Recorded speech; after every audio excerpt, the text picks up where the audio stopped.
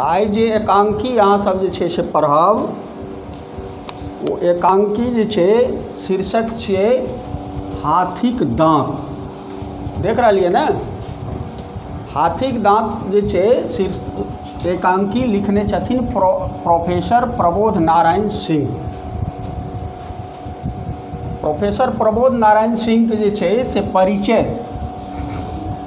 अहाँ सबके जे छै से जाननाइ आवश्यक रहै छै। तैँ हिनकर जन्म छनि 12 फरवरी 1924, जे मातृकमे यानी मधेपुरा हिनकर मातृक रहनि, जाहिठाम पस्तवार गाँव छै मधेपुरामे, ओहीठाम हिनकर जे छै से जन्म स्थान छनि। जबकि ई जे छै से पैतृक हिनकर जे छनि, हिनकर घर भेलै सहमौरा। समौरा जानै छी ने, एहिठाम कुशेश्वरसँ जे छै से और पूरब छै समौरा। समौरा जे सहरसा जिलामे पड़ै छै, ओ अहाँके जे छै से हुनकर पैतृक घर छल। हिनकर जे छनि निधन 20 मार्च 2005 में जे छै से निधन छनि।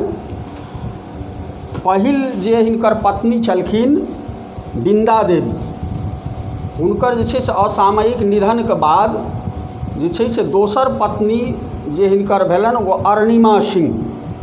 अरुणिमा सिंह जे छै से हुनकर गीतके रचना जे छै से बहुत प्रसिद्ध छनि। बहुत गीत जे छै से ओ लिखने छथिन किताब। तऽ अरुणिमा सिंह नाम से जे छै से हुनकर ई दोसर पत्नी छनि। मुख्य रूपसँ जे छै से हिनकर शिक्षा दीक्षा जे छनि से अहाँके 1944 में जे छै से मैट्रिक पास केलखिन ई मधेपुरासँ, और पटनासँ जे छै से अहाँके BA प्रतिष्ठा जे छै से संस्कृत विषयसँ, और 1950 में जे छै से कलकत्ता विश्वविद्यालय में जे छै से MA केलखिन ई हिन्दीसँ, जाहिमे हिनका स्वर्ण पदक जे छै गोल्ड मेडलिस्ट जे छै से ई भेलखिन। और 1968 में जे छै से तुलनात्मक भाषा विज्ञान होइ छै व्याकरणमे, ओकर जे छै से ई अध्ययन केलखिन हेँ। और 1969 में जे छै से पाली, और 70 में जे छै से फारसी, अर्थात ओहिमे जे छै से स्नातकोत्तर केलखिन हेँ फारसीमे MA। तऽ अहाँ देख रहलिए जे संस्कृतके विद्वान, मैथिलीके विद्वान, हिन्दीके विद्वान और फारसीके विद्वान, एतेक जे छै से विद्वता जे छै से ई हासिल केलखिन हेँ। ओकर बाद जे छै से ई पहिले प्राध्यापक भेलखिन हेँ वृत्तिमे। पहिले जे छै नहि, सबसँ पहिले ई जे छै से लोकमान्य हिंदी दैनिक जे छै पेपर जे छै से ताहिमे सह संपादक भेलखिन हेँ। ओकर बाद जे छै से 1953 से 1959 धरि जे छै से ई अध्यापक भेलखिन हेँ एहिठाम जयपुरिया कॉलेजमे जे छै से ई प्रोफेसर भेलखिन हेँ। आ ओकर बाद सेवानिवृत्ति जखन भेलखिन हेँ, तखन ई स्नातकोत्तर विभाग यानी कलकत्ता विश्वविद्यालयमे जे छै से ई स्नातकोत्तर विभागमे जे छै 1990 के बाद जे छै से काज केलखिन। तऽ एहि तरहे ई प्राध्यापक मूल रूपसँ हिन्दीके जे छै से ई रहथिन। और हिनकर स्वतंत्रता आंदोलनमे सेहो जे छै से बहुत नमहर योगदान छनि। 1942 के जे छै से भारत छोड़ो आंदोलन भेलै, एहिमे ई बहुत दिन तक जे छै से जेलमे रहलखिन आ अंडरग्राउंड रहलखिन। एहिठाम जे अहाँके एकांकीमे ई लिखने छै हाथीक दाँत, ओ हिनके जे छै से लिखल छनि। ओ एकांकी छियै 1961 में जे छै से ई। हाँ, ओकर बाद हनुमान अष्टक लिखलखिन हेँ 1968 में। जयंती वैजयंती 1976 में जे कविता संग्रह छी।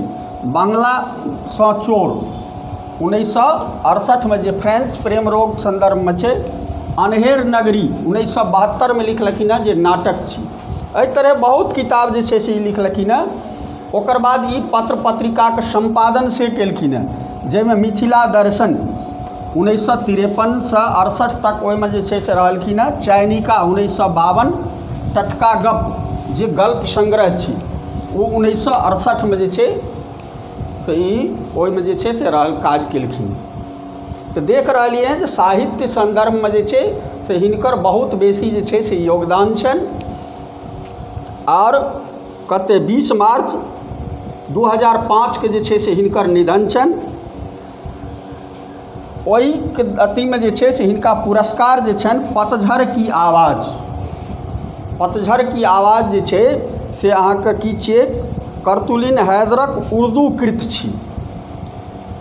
ओकरा ई जे छै से अहाँके भाषांतर अनुवाद केलखिन हेँ हिंदी मैथिलीमे, जाहिमे हिनका जे छनि से दिल्ली से 2002 में जे छै से साहित्य अकादमी पुरस्कार जे छै से भेटल छै।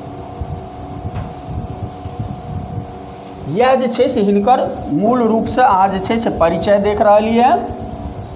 एहिमे क्वेश्चन जे छै से अहाँके कखनो एतै जे छै से हुनका मिथिला दर्शन जे छै से के संपादन केलखिन हेँ, कखनो चयनिकामे से क्वेश्चन एतै, कखनो हिनकर जे छनि से मुख्य जे छै से संपादन की छनि हाथीक दाँत एकांकी, यानी एहि सबमे से 1 नंबरके जे छै से प्रश्न ई जे छै से आबै छै।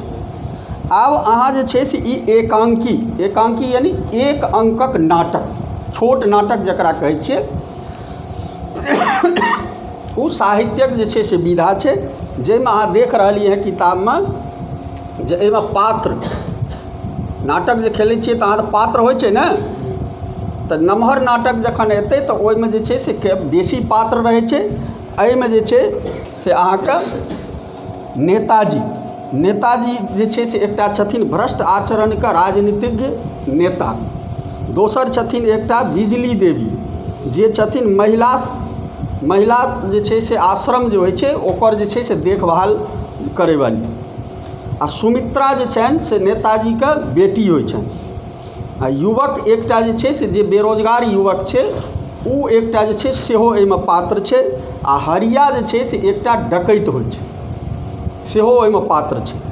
आ एकटा जे छै सेठ छगनमल जे अहाँके जे छै से व्यभिचारी सेठ छियै पैसावला, ओहो एकटा पात्र छै। आ रोहिणी एकटा जे छै से ओहो बेरोजगार युवती छियै, ओहो एकटा एहिमे पात्र छै। और पुलिस सेहो छै। तऽ एहि तरहक अहाँ देख रहलिए हैं जे 1 2 3 4 5 6 7 8 10 टा पात्रके जे छै से ई एकांकी छै। ओहि एकांकीके माध्यमसँ जे छै से प्रोफेसर प्रबोध नारायण सिंह जे छै से एखन वर्तमानमे जे छै राजनीतिक जे स्थिति छै राज्यके, देशके, गाँवके,